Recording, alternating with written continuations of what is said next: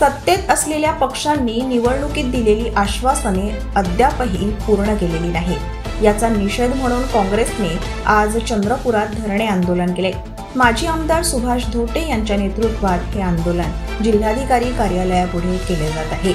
लाडक्या बहिणींना पैसे मिळालेले नाहीत, हजारो लाडक्या बहिणी अपात्र ठरवल्या, कृषी पंपांना वीज नाही, शेतमालाला भाव नाही, पीक विम्याची रक्कम देण्यात आली नाही, बेरोजगारांना काम नाही, अशा अनेक मागण्या घेऊन हे आंदोलन केले जात आहे।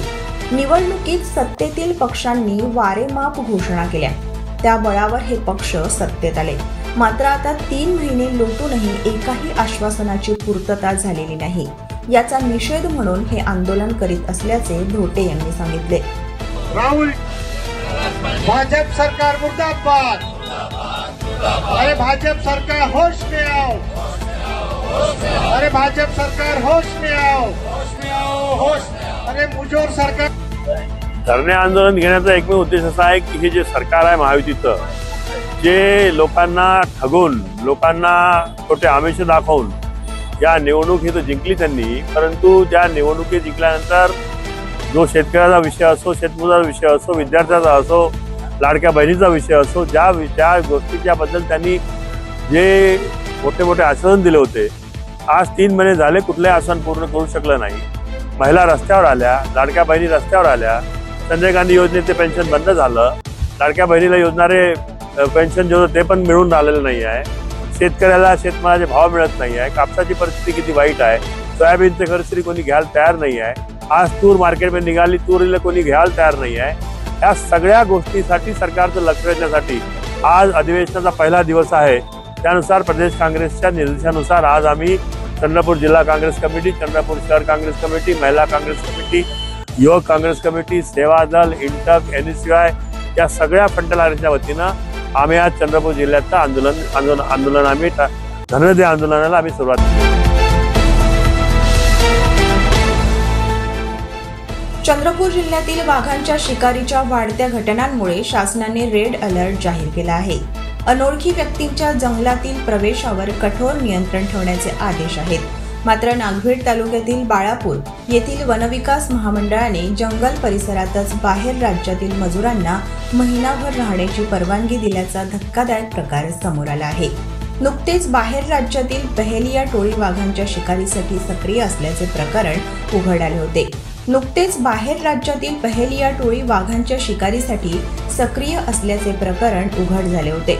त्यामुळे पर्यावरण प्रेमी, वन्यजीव अभ्यासक आणि वन विभाग अलर्टवर असताना देखील वनविकास महामंडळाने जंगलातच बाहेरून मजूर आणून ठेवले आहेत। बाळापूर येथील घनदाट जंगलात बांबू कटाईचे काम सुरू असून मध्य प्रदेशातील बालाघाट येथून आणलेल्या मजुरांना जंगलातच मुक्कामास परवानगी देण्यात आली आहे। बाळापूर येथील गायमुख जंगल परिसरात तळोदी जवळील वॉटर होल पासून अवघ्या 10 फूट अंतरावर मजुरांनी झोपड्या बांधल्या आहेत। हा भाग वाघ, बिबट्या आणि अन्य वन्यजीवांचे नियमित पाणी पिण्याचे ठिकाण आहे। अशा ठिकाणी मानवी वस्ती झाल्याने वाघांना धोका निर्माण होण्याची शक्यता वर्तवली जात आहे। वनविकास महामंडळाने शासनाच्या रेड अलर्टच्या आदेशाला हरताळ फासल्याने त्यांच्या कारभारावर प्रश्नचिन्ह निर्माण झाले आहे। जंगलात रात्रीचा मुक्कामास परवानगी देणे अत्यंत धोकादायक ठरू शकते असे वन्यप्रेमी आणि पर्यावरण तज्ज्ञांचे मत आहे। या निष्काळजी अधिकाऱ्यांवर तातडीने कारवाई होणे गरजेचे आहे, अन्यथा वाघांच्या सुरक्षिततेला धोका निर्माण होईल अशी मागणी पर्यावरण प्रेमींनी केली आहे।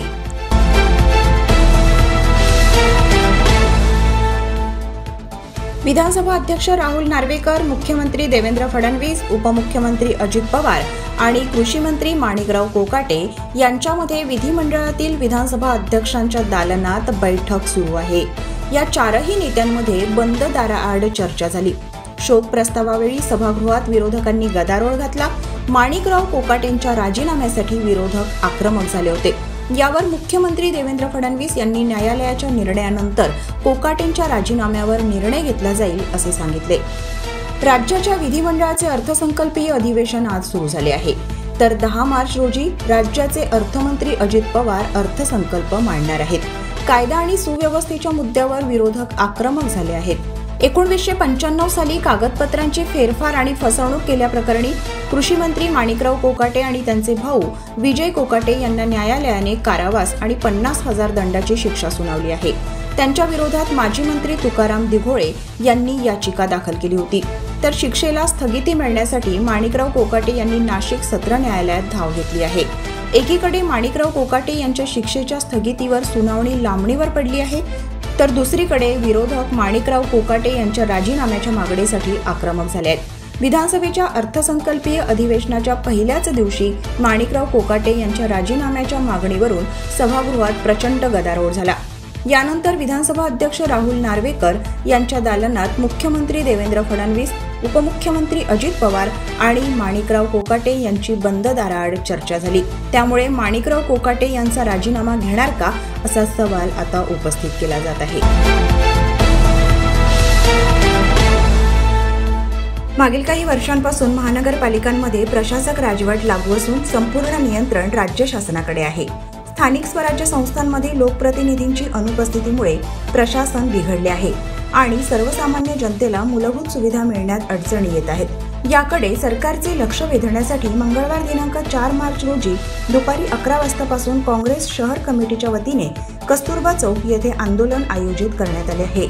खासदार प्रतिभाताई धानोरकर, विधिमंडळ पक्षनेते आमदार विजय वडेट्टीवार, काँग्रेस जिल्हा कमिटीचे जिल्हाध्यक्ष माजी आमदार सुभाष धोटे यांच्या मार्गदर्शनात काँग्रेस शहर जिल्हाध्यक्ष रितेश तिवारी यांच्या नेतृत्वाखाली हे आंदोलन होणार असून त्यामध्ये काँग्रेसच्या विविध आघाडी संघटना, युवक काँग्रेस, महिला काँग्रेस, सेवा दल, NSUI, इंटक तसेच सर्व विभाग व सेल सहभागी होणार आहेत। यापूर्वी सोमवार दिनांक 24 फेब्रुवारी 2025 रोजी काँग्रेसचे माननीय प्रांताध्यक्ष हर्षवर्धन सपकाळ यांच्या अध्यक्षतेखाली जिल्हाध्यक्षांची बैठक संपन्न झाली।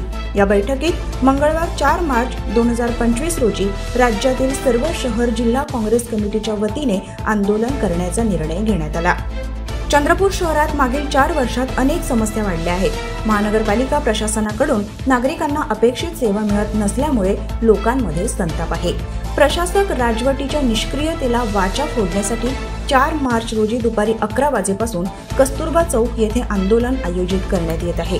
काँग्रेस शहर जिल्हाध्यक्ष रितेश रामू तिवारी यांनी सर्व कार्यकर्त्यांना आंदोलनात सक्रिय सहभागी होण्याचे आवाहन केले आहे।